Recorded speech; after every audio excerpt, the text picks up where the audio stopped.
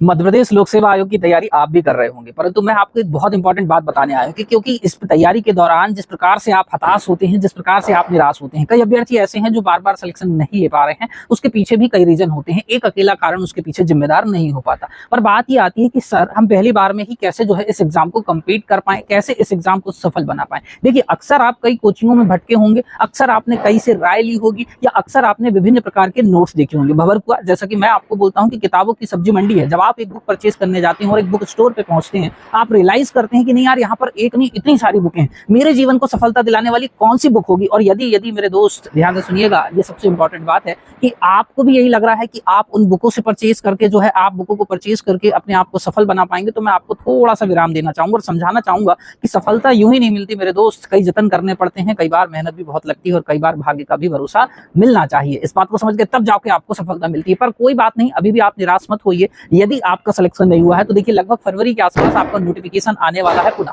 अब जब फरवरी का जो नोटिफिकेशन आएगा, यहाँ पर आपको सफलता के लिए कई चरणों से फिर से गुजरना होगा। आसान तरीका, सबसे पहली बार में फुल एंड फाइनल तरीका जो है, उसके लिए मैं आपको कुछ गाइडलाइंस दे रहा हूँ। उस गाइडलाइंस को यदि आप फॉलो कर पाते हैं तो आपका काम हो जाएगा। प्री सबसे पहले क्वालिफाई करना जरूरी होता है, परंतु मेरे दोस्त मेंस को भी आपको समझना होगा। यदि आपके मेंस की तैयारी बेहतर है तो सबसे पहले आपको अपने मेंस के सारे सब्जेक्ट को पढ़ना होगा डीपली। ऐसे नहीं कि ऊपर ऊपर आप पढ़ लें, उसके बाद में टू द पॉइंट सिलेबस के नोट्स के साथ साथ आपके सिनॉप्सिस रेडी हो। फिर कूद पढ़ो प्री में। मैं अभी भी आपको बोल रहा हूँ, फिर कूद पढ़ो प्री में, क्योंकि प्री में केवल 10 यूनिट है और ऑलमोस्ट जो आपने मेंस का पढ़ा है वही आपको प्री में लगभग काम में आ जाता है। परंतु यहाँ पर जरूरत होती है फैक्ट्स की रिवीजन की ज्यादा से ज्यादा। जो भी अभ्यर्थी फैक्ट्स ज्यादा से ज्यादा रिवाइज कर पाता है उसका निकलता है प्री। तो इसलिए आपको लगभग 2.5 से 3 महीने बिल्कुल रिक्वायर्ड होते हैं पीएससी प्री को क्वालिफाई करने के लिए। अब आपके पास सफिशिएंट समय तो बचा है।